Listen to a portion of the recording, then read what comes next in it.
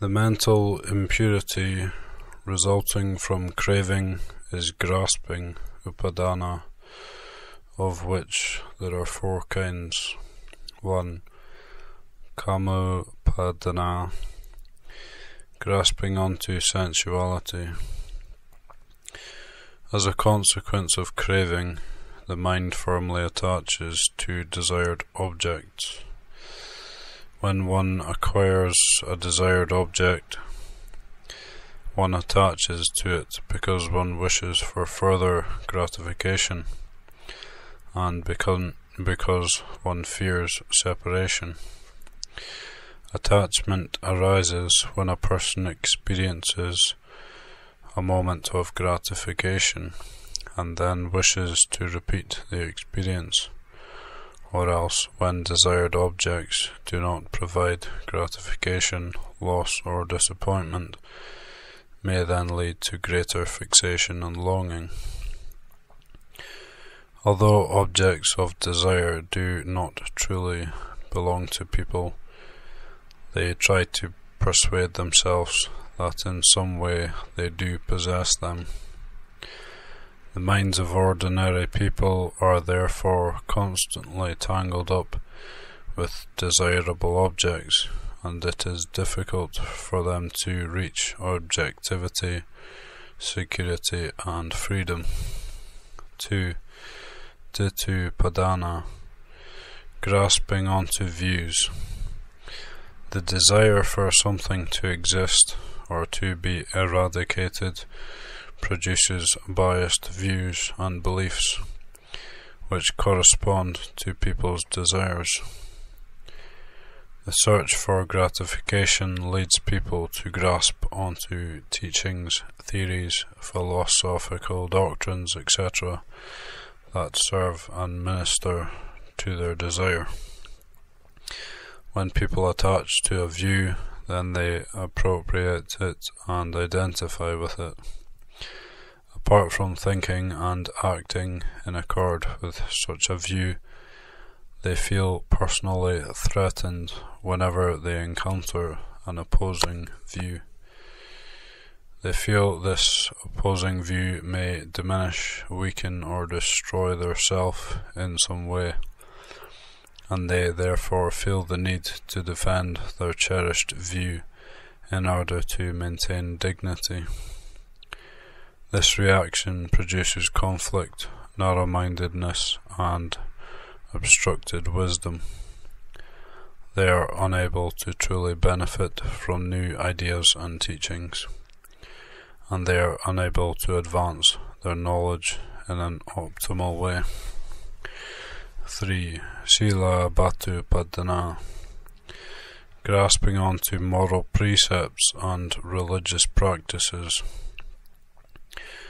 The desire for acquisition and existence, the ungrounded fear of the dissolution of the self, and the attachment to views and doctrines all lead to correspondingly superstitious behavior in the face of those things considered sacred and promising fulfillment, even when people cannot rationally understand the link between these things and desired results.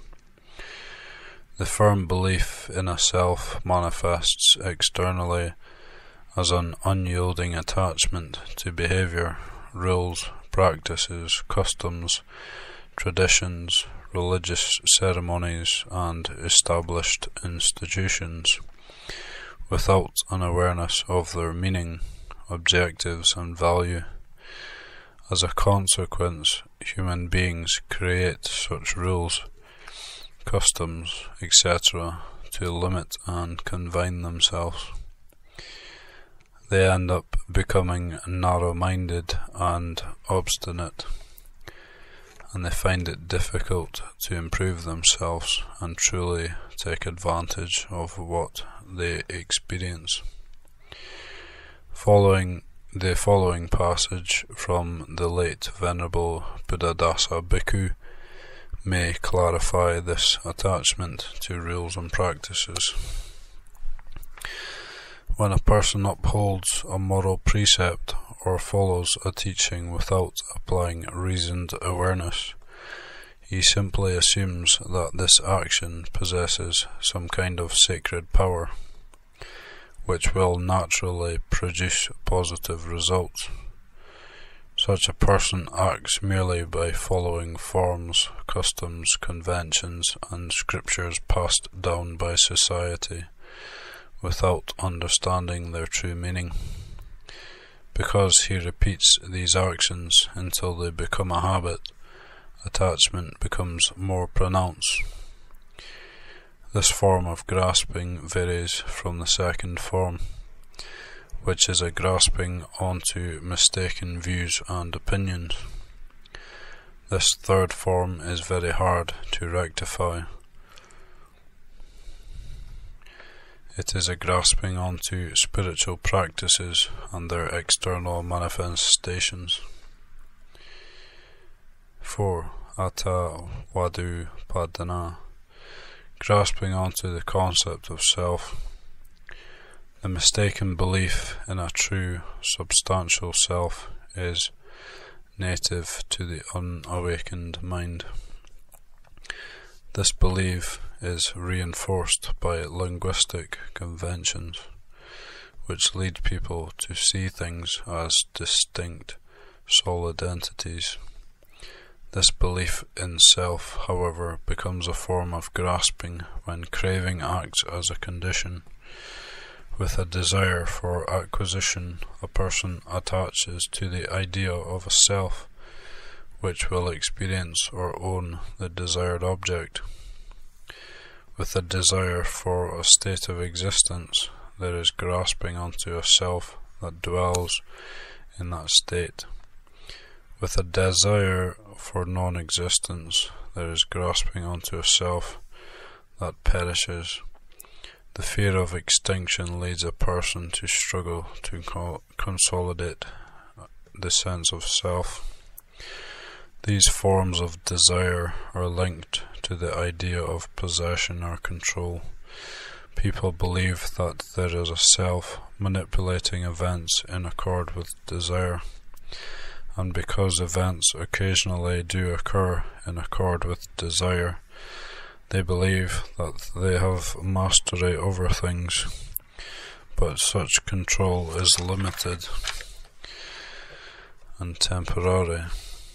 The various factors attached to as comprising the self are merely isolated conditions in a larger causal process. Indeed, there is no factor in this process that can be truly or permanently controlled. People, however, interpret even this experience of partial control as proof of a permanent self. When people grasp onto the idea of self, they are unable to deal with things in harmony with conditional factors. Instead, they are deluded into trying to make things comply with their desires. If people do not act in line with causality and things do not proceed as wished, then they feel oppressed by inadequacy and loss. The grasping onto an idea of self is central and acts as a basis for all other forms of grasping. These four forms of grasping are connected. An encounter with a pleasurable object gives rise to craving and covetousness. This is followed by grasping onto sensuality. People attach to the desired object, thinking they must acquire, experience, or possess it. Grasping onto views then follows. They think, this is good. This will provide happiness. Life will be meaningful when I get this object. Or any teaching that promotes the acquisition of this object must be correct. Similarly, there arises the grasping onto rules and practices. People consequently uphold rules, traditions, moral codes, etc., as a means to acquire the desired object. Furthermore, there arises the grasping onto a self as that which experiences or controls the object. Clinging prevents mental freedom and clarity.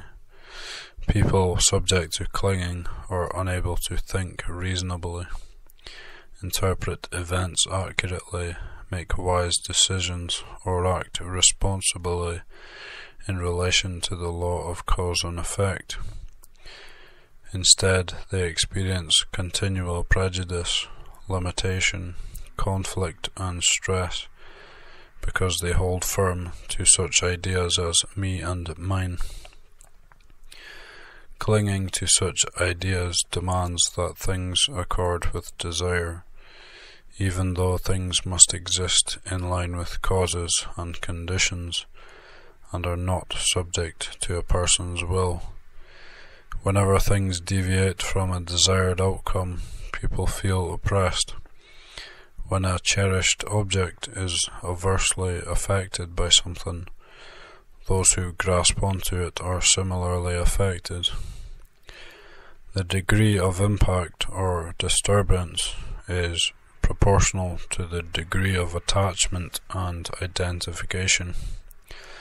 Suffering is not the sole consequence of this attachment. A person's entire life and scope of activity is ruled by desire and grasping, rather than by wisdom. Following on from grasping, the dependent origination sequence proceeds to becoming, birth, aging and death, and sorrow, lamentation, etc., as described earlier. When people experience sorrow, etc., they seek to escape. Their thoughts, choices and actions, rather than being based on a discernment of the truth of things, are based on accumulated habits, prejudices, perceptions and opinions. The cycle thus resumes at ignorance and rotates further.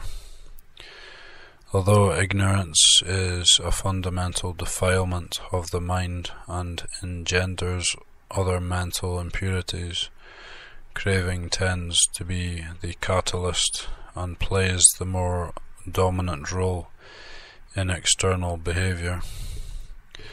For this reason, in teachings such as the Four Noble Truths, the source of suffering is defined as craving, tanha. When ignorance is unchecked, when the mind is in a state of blindness and confusion, the craving is unconstrained, and the people's intentional actions, karma, are more likely to be bad than good. But if people receive spiritual training and develop confidence in a correct path, craving can be used to their advantage. When ignorance is corrected by wholesome beliefs, right thoughts and reasoned understanding, then craving is deflected to a virtuous goal. It is disciplined and purposeful, and can lead to wholesome actions and beneficial results. With proper encouragement, craving may be a support for efforts to eliminate ignorance and craving. In such cases, a person strives to be a good person, makes good use of idle time, applies effort to achieve long-term goals, and tries to gain social standing or go to heaven.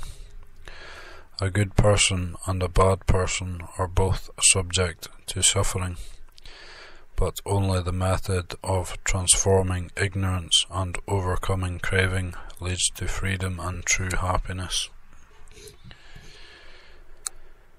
The following passage demonstrates how craving can be used to a person's advantage for the highest goal. Sister, a monk hears, is it said. They say that a monk of such and such a name by the destruction of the taints in this very life enters and dwells in the taintless liberation of mind and liberation by wisdom. He then thinks, "Oh, when shall I too realize the taintless liberation of mind and liberation by wisdom?" Then, some time later, based on that craving, he abandons craving. It is on account of this that it was said, "This body has come into being through craving." Yet based on craving, craving can be abandoned.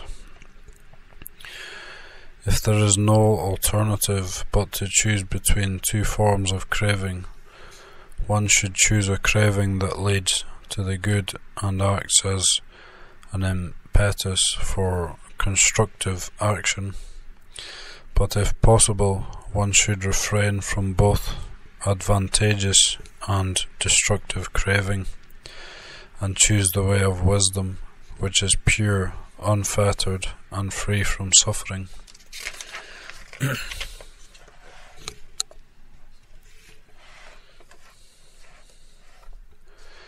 7.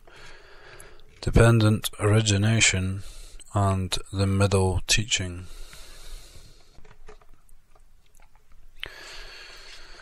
An understanding of dependent origination is considered equivalent to right view, samadhi,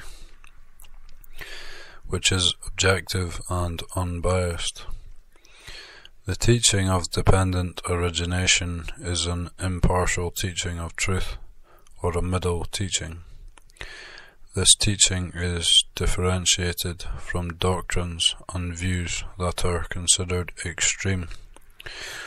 Following are some of these extreme or dualistic views, along with scriptural passages explaining them. Duality number 1. 1. Extreme realism, Paticcasamuppada, the belief that things exist absolutely. 2. Nihilism, Natikasamuppada, the belief that nothing has a real existence. This world, Kachana, for the most part depends on a duality, on the notion of existence and the notion of non-existence. But for one who sees the origin of the world as it really is with correct wisdom, there is no notion of non-existence in regard to the world. And for one who sees the cessation of the world as it really is with correct wisdom, there is no notion of existence in regard to the world. This world, for the most part, grasps after theories and is imprisoned by dogmas. But the noble disciple does not become engaged with, hold and cling to adherence to theories, beliefs, dogmas, and the underlying bias of myself. He has no perplexity or doubt that what arises is only suffering arising, what ceases is only suffering ceasing. A noble disciple's knowledge about this is independent of others. It is in this way that there is right view. All exists, Kachana, this is one extreme. All does not exist, this is the second extreme. Without veering towards either of these extremes, the Tathagata teaches the Dhamma by the middle. With ignorance as condition, volitional formations come to be. With volitional formations as condition, consciousness. But with the remainderless fading away and cessation of ignorance comes cessation of volitional formations. With the cessation of volitional formations, cessation of consciousness. A Brahmin philosopher approached the Blessed One and said to him, "How is it, Master Gotama? Does all exist? all exists. This Brahman is the primary cosmology. Then does all not exist? All does not exist. This is the second cosmology. How is it, Master Gautama? Is all a unity? All is a unity. This Brahman is the third cosmology. Then is all a plurality. All is a plurality. This is the fourth cosmology. Without veering towards any of these extremes, the Tathagata teaches the Dhamma by the middle. With ignorance as condition, volitional formations come to be. With the remainderless fading away and cessation of ignorance comes cessation. Duality number 2. 1. Eternalism, Sasatavada, and 2. Annihilationism, Uchedavada. Duality 3. 1. Self-generationism or karmic autogenesism, Attakaravada, the belief that happiness and suffering, for instance, are self-generated. 2. Other generationism or karmic heterogenesism, Paticcasamuppada, the belief that happiness and suffering, for example, are produced by an external agent. A proper investigation of duality number 3 and duality number 4 below helps to prevent misunderstandings concerning the law of karma. Here are several sutta passages in which the Buddha addresses this subject.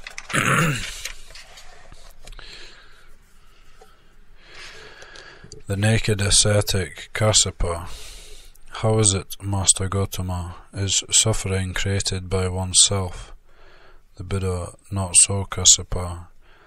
Then is suffering created by another? Not so, Kassapa. Then is suffering created both by oneself and by another? Not so, Kassapa.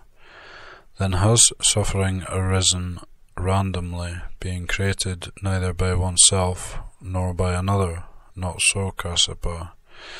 Then is there no suffering? It is not that there is no suffering, there is suffering. Then is it that Master Gautama does not know and see suffering? It is not that I do not know and see suffering, Kassapa. I know suffering, I see suffering. Venerable Sir, let the Blessed One explain suffering to me. Let the Blessed One teach me about suffering. Kassapa, if one asserts, as in the first statement, suffering is created by oneself, this is the same as saying, the one who acts is the same as the one who experiences suffering. When one asserts thus, this amounts to eternalism. If one asserts, like someone stricken by a feeling, suffering is created by another, this is the same as saying, the one who acts is one, the one who experiences suffering is another. When one asserts thus, this amounts to annihilationism. Without veering towards either of these extremes, the Tathagata teaches the Dhamma by the middle. With ignorance as condition, volitional formations come to be. With the remainderless fading away and cessation of ignorance comes cessation. Are pleasure and pain created by oneself? Not so. Are pleasure and pain created by another? Not so. Are pleasure and pain created both by oneself and by another? Not so. Then have pleasure and pain arisen randomly, being created neither by oneself nor by another. Not so. Then is there no pleasure and pain? It is not that there is no pleasure and pain. There is pleasure and pain. Then is it that Master Gautama does not know and see pleasure and pain? It is not that I do not know and see pleasure and pain. I know pleasure and pain. I see pleasure and pain. Venerable Sir, let the Blessed One explain pleasure and pain to me. Let the Blessed One teach me about pleasure and pain. If one thinks, as in the first statement, the feeling and the one who feels it are the same, there arises the belief, pleasure and pain are created by oneself. I do not speak thus. If one thinks, the feeling is one, the one who feels it is another, there arises the belief, like one who is stricken by feeling, pleasure and pain are created by another. I do not speak thus. Without veering towards either of these extremes, the Tathagata teaches the Dhamma by the middle. With ignorance as condition, volitional formations come to be. With their remainderless fading away and cessation of ignorance comes cessation. I have said, Ananda, that pleasure and pain are dependently arisen. Dependent on what? Dependent on contact. When there is the body, because of bodily volition, pleasure and pain arise internally. When there is speech, because of verbal volition, pleasure and pain arise internally. When there is the mind, because of mental volition, pleasure and pain arise internally. With ignorance as condition, one generates on one's own initiative that bodily volitional formation that conditions internal pleasure and pain, or prompted by others, one generates that bodily volitional formation that conditions internal pleasure and pain. Either deliberately one generates that bodily volitional formation that conditions internal pleasure and pain, or undeliberately one generates that bodily volitional formation that conditions internal pleasure and pain. One generates on one's own initiative that verbal volitional formation. One generates on one's own initiative that mental volitional formation, or prompted by others, either deliberately or undeliberately, one generates that mental volitional formation that conditions internal pleasure and pain. In all of these circumstances, ignorance is involved.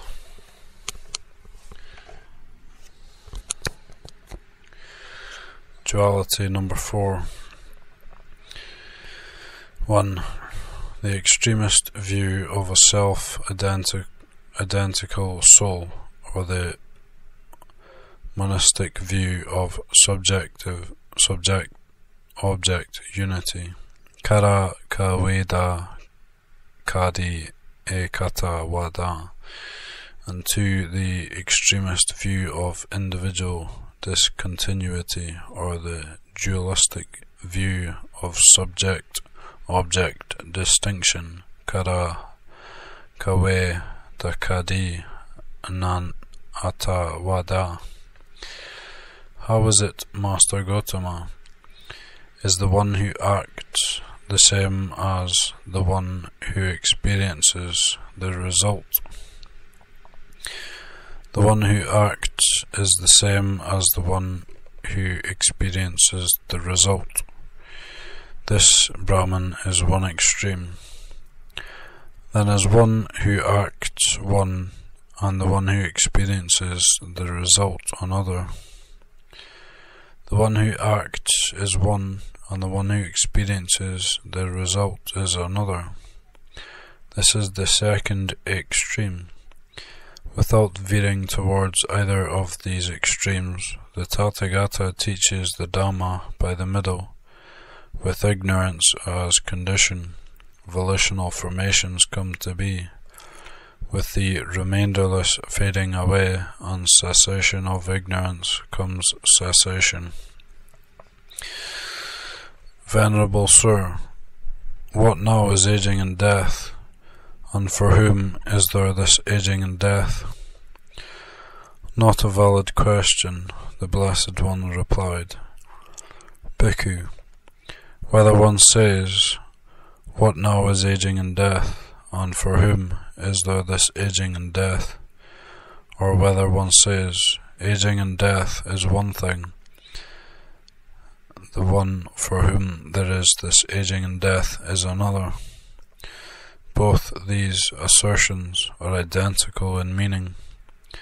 They differ only in the phrasing.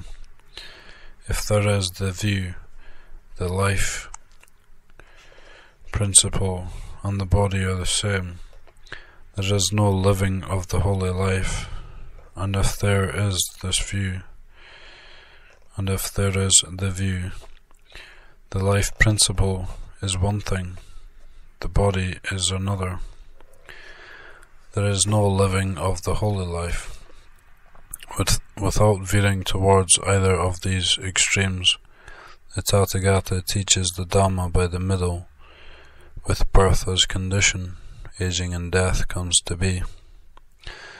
Venerable Sir, what now is birth, and for whom is there this birth? Becoming, grasping, clinging, feeling, contact, six sense basis, mind and body, consciousness, volitional formations. Not a valid question, but with the remainderless fading away and cessation of ignorance, whatever kinds of distorted views, vacillations and contradictions there may be, what now is aging and death, and for whom is there this aging and death? Or aging and death is one thing, the one for whom there is this aging and death is another. Or the life principle and the body are the same. Or the life principle is one thing, the body is another. All these are abandoned, eradicated, destroyed, obliterated, so that they are no more subject to future arising. Venerable Sir, who makes contact? Not a valid question, the Blessed One replied. I do not say one makes contact. If I should say one makes contact, in that case this would be a valid question. Who makes contact? But I do not speak thus. Since I do not speak thus, if one should ask me, with what as condition does contact come to be, this would be a valid question. To this the valid answer is, with a sixth sense basis as condition, contact comes to be. With contact as condition, feeling comes to be. Who feels, who craves, who grasps? Not a valid question. If one should ask me, with what as condition does feeling come to be? With what as condition does craving come to be? With what as condition does grasping come to be? This would be a valid question. To this the valid answer is, with contact as condition, feeling comes to be. With feeling as condition, craving comes to be. Bhikkhus, this body is not yours, nor does it belong to others. It is to be seen as old karma, produced by conditioning factors and generated by volition, As the foundation for feeling, therein, bhikkhus, the instructed noble disciple investigates carefully dependent origination thus: when this exists, that comes to be; with the arising of this, that arises; when this does not exist, that does not come to be; with the cessation of this, that ceases. That is, with ignorance as condition, volitional formations come to be; with volitional formations, consciousness comes to be; with the remainderless fading away and cessation of ignorance comes cessation of volitional formations; with the cessation of volitional formations, cessation of consciousness. The teaching of dependent origination reveals the natural law that all conditioned things are marked by the three characteristics: impermanence, dukkha, and not self, and exist subject to causality. Buddhadhamma does not concern itself with such questions as: do things exist absolutely? Do things lack a real existence? Do things exist in a state of permanence? Or do things exist in a substantial way, temporarily, and then disappear? Those people who do not correctly understand dependent origination tend to misunderstand the teaching of the three characteristics, especially the quality of non-self. Having only a superficial understanding of non-self, they interpret this quality to mean nothing exists, and thus adhere to nihilism, which is a serious wrong view.